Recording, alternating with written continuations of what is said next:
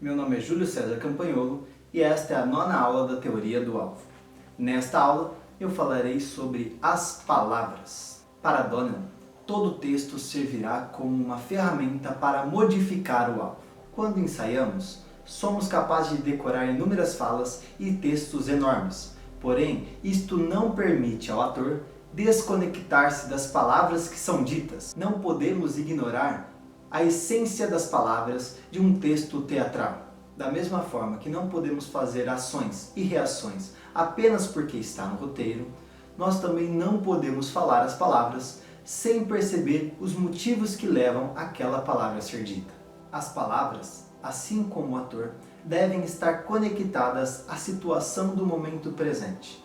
Da mesma forma, na situação do amigo que vai contar ao outro a morte de um parente próximo, a situação está em jogo, o ritmo da respiração e das palavras que serão ditas terão que estar conectadas àquela situação apresentada. Sendo assim, o ator terá que ver a cena com o corpo todo. Desta forma, o texto servirá para modificar o alvo e a situação apresentada. Vamos pegar como exemplo a seguinte situação. Um amigo chega a você e pergunta: "Minha aparência está terrível hoje, não está?" E você responde: "Sim, sua aparência está terrível." Mesmo que essa frase signifique uma afirmação a uma pergunta anterior, ela modifica o alvo apresentado. O amigo que antes tinha dúvidas em relação à sua aparência, agora tem uma certeza. Sendo assim, o alvo se modificou. Falar um texto cênico está correlacionado à respiração.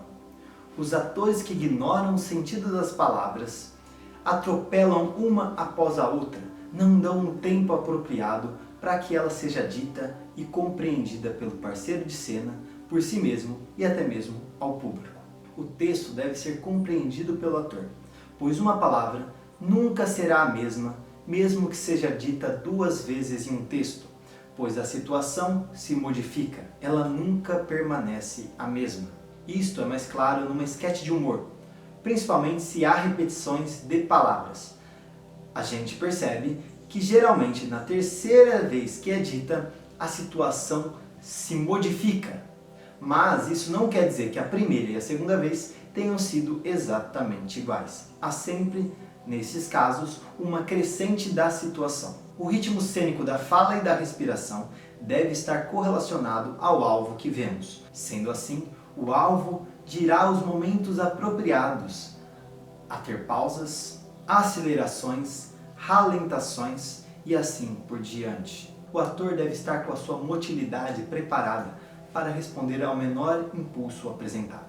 No livro, Donelan apresenta 2 exercícios para ajudar os atores em suas falas. E são eles: o exercício de pré-texto e de pós-texto, que funcionam da seguinte maneira. O exercício de pré-texto vai servir como uma frase anterior àquilo que você irá dizer. Vamos pegar, por exemplo, a primeira fala de uma peça. Como que você se situa no espaço se a sua é a primeira fala?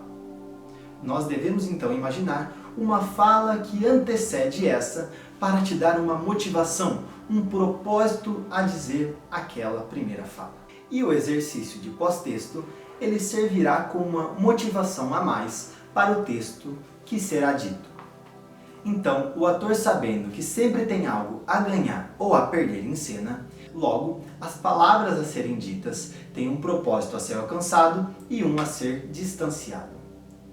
Assim, a fala estará conectada a uma intenção anterior. As palavras que estão conectadas ao tempo presente têm o poder de convencimento, pois elas são específicas e atendem a um propósito.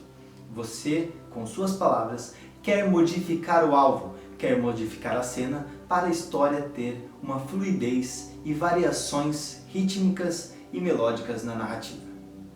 Aquilo que fazemos e dizemos em cena tem o propósito de mudar o nosso entorno. Entender o significado das palavras e suas potencialidades de transformação é essencial para o trabalho do ator. E assim terminamos nossa aula sobre as palavras.